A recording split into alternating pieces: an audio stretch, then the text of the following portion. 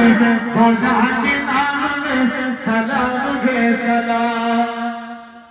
कितना था प्यार प्यारा मदनी हुजूर का, नूर था नन्ना मुन्ना तन्ना एक हुजूर का। कि नबी ताजदार या आए बने बात उस हासिल सुबह सामने सलाम के सलाम। और जरा हमें लिखो जिंदगी तमाम साजन दो जहां के नाम में सलाम है सलाम। अल्लाहुम्मा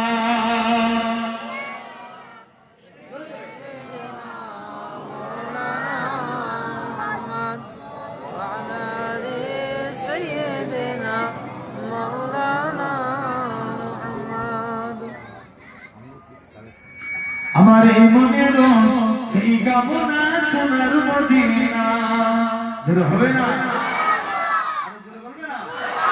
আমারে মনের সেই কামনা সোনার মদিনা, মনের মাঝে আছো তুমি কেন বুঝো না। এই মনের সেই কামনা সোনার মদিনা, সবুজ গম্বুজের নিচে একটু দাঁড়াবো, প্রাণের প্রিয় নবীজিকে সালাম জানাবো। সবুজ গম্বুজের নিচে একটু দাঁড়াবো, প্রাণের প্রিয় নবীজিকে সালাম জানাবো। জাগার প্রেমে পাগল হয়ে হলাম দিওয়ানা, এই মনের সেই কামনা সোনার মদিনা।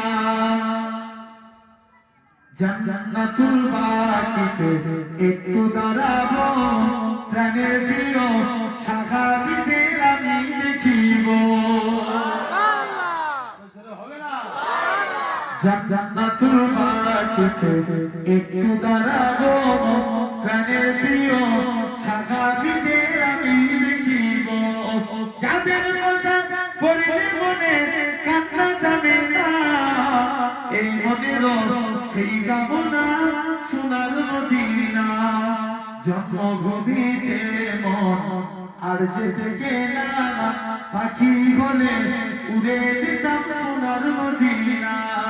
এই বাসনা কবুল করো অগর পানা, এই মনের সেই কামনা সোনার মদিনা। আল্লাহুম্মা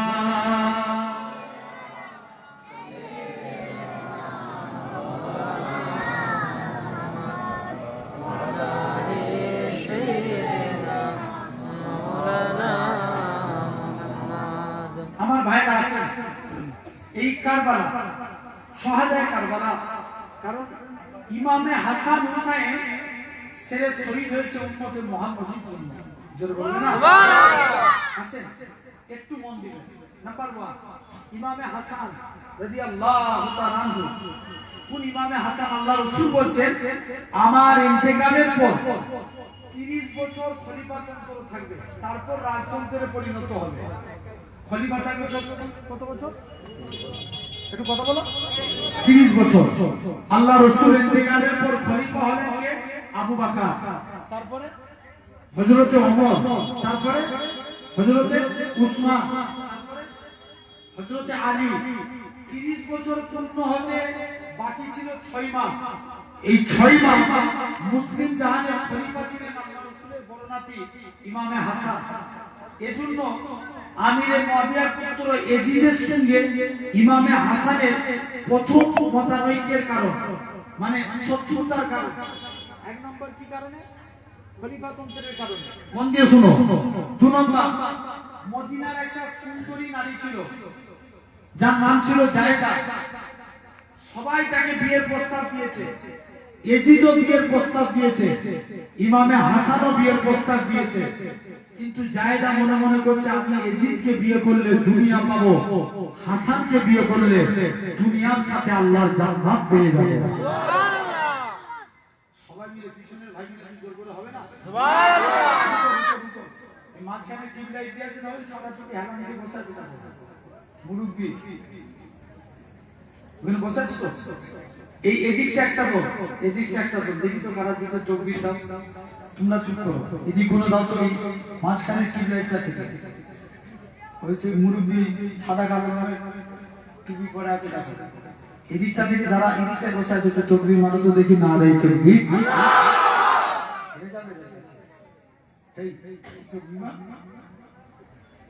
না রে তকবীর, তোমরা দাও তো দেখি। না রে তকবীর,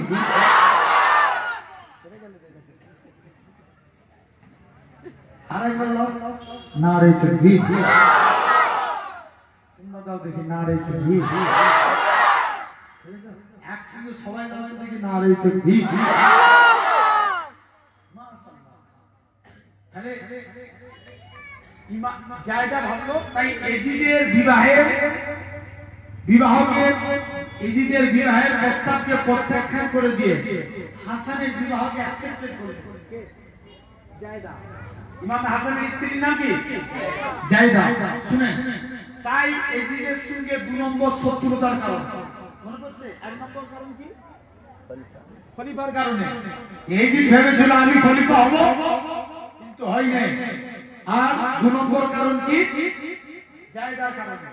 তাই এজিদ কি করলো? মারওয়ান বলে এক কূটনীতিবিদ, নাম কি? মারওয়ান মাইমুনা নামে এক দুশ্চরিত্রা ভস্তা নারীকে বিয়ে করলো। ইমামে হাসানের 2 জন স্ত্রী ছিল। প্রথম স্ত্রীর নাম হাসনা বানু, দ্বিতীয় স্ত্রীর নাম জায়দা। হাসনা বানুকে কোনো প্রকারই কায়েম করতে পারলো না। কোন কিতাবে লেয়াতে এসেছে। দ্বিতীয় নম্বর জায়দার কাছে গেল। জায়দা, আজ যদি তুই এজিদকে বিয়ে করতিস, তুই আজ রাজ দরবারে থাকতিস, সোনার অলংকার করতিস, আজ হাসানকে বিয়ে করে তুই দুনিয়া সব শেষ করে ফেলতিস। এরকম আস্তে আস্তে মাসের পর মাস এসে এসে জায়দার মনকে বিষাতে লাগলো। প্রথমবার একটা বিষ নিয়ে এসে ইমামে হাসান একদিন জায়দার বাড়িতে রাত্রি যাপন করেছে। এক গ্লাস বিষ নিয়ে এসে ইমামে হাসানকে খাওয়ালেন। যেই পান করলেন, ইমামে হাসান যখনই বিষ পান করলেন, পেটের যন্ত্রণা শুরু হয়ে গেল। মুসলমান বলছে মেরা পানা তোর মেরা, এক মুসলিম মানুষের ইমামে হাসান আর সহ্য করতে পারে না। ওই বিষ অবস্থায় এরকম ভাবে পেটের যন্ত্রণায় কাতর হয়ে যায়। ইমামে হাসান রাদিয়াল্লাহু তাআলা হুজুর আমার আস্তে আস্তে করে নানা জানের মাজার আকদাসের কাছে চলে গেলেন। হামাগুড়ি দিয়ে নানা জানের ওসিলা দিয়ে দোয়া চাইলেন। আমার আল্লাহ পাক নানা জানের ওসিলায় ইমামে হাসানকে প্রথমবার সুস্থ করে দিয়েছিলেন। যখন প্রথমবার সুস্থ হয়ে গেল, অনেকে ভয় খেয়ে গিয়েছিল যে আহলে বায়াতদের সঙ্গে এরকম বিয়াদবি করা যাবে না, আমরাই শেষ হয়ে যাব। আবার কূটনীতিবিদ মারওয়ান মাইমুনাকে লোক দেখালো। ইমামে হাসান কিন্তু আর জায়দার বাড়িতে কিচ্ছু খেতেন না। আবার অনেকদিন পর, কিন্তু স্ত্রী তো তার হক আছে, অনেকদিন পর আবার একদিন জায়দার বাড়িতে আসছে। দ্বিতীয়বার মাইমুনা কিছু আঙ্গুর ফলে বিষ মিশালো আর কিছু আঙ্গুর ফলে বিষ মিশালো না। যেগুলোতে বিষ মিশালো না সেগুলোকে জায়দাকে দেখিয়ে দিল, বলে এই আঙ্গুরগুলো এগুলোতে বিষ মিশানো নাই। এখন ইমামে হাসান একদিন জায়দার বাড়িতে এসে বলছে, তুমি আগে আঙ্গুর খাও। বলছে না স্বামী আপনি খান। বলছে না আগে তুমি খাও। কিন্তু জায়দা জানতো যেগুলোতে বিষ মিশানো নাই, ওই বিষ মিশানো নাই ওই আঙ্গুরগুলো খেতে লাগলেন। ইমামে হাসান বিষ মিশ্রিত বিনা বিষ মিশ্রিত দুটো আঙ্গুরই খেয়ে ফেললেন। আবার পেটের যন্ত্রণা শুরু হয়ে গেল। আবার কষ্ট দিয়ে হামাগুড়ি দিয়ে নানা জানের মাজার আকদাসের কাছে গেলেন। নানা জানের ওসিলা দিয়ে আল্লাহর কাছে দোয়া চাইলেন। আল্লাহ দ্বিতীয়বারও হুজুরকে সুস্থতা দান করলেন। জোরে বলেন সুবহানাল্লাহ। সময় হাল ছেড়ে দিল। এভাবে 2 বছর কেটে গেল। কত বছর? 2 বছর। 2 বছর পর ইমামে হাসান আবার একদিন জায়দার বাড়িতে গেছে। মারওয়ান মাইমুনাকে বলল, এটাই লাস্ট সুযোগ। মাইমুনাকে জোহরা কিন্তু ছিল, কিন্তু ইমামে হাসান আর জায়দার হাতে কিছু খেতেন না।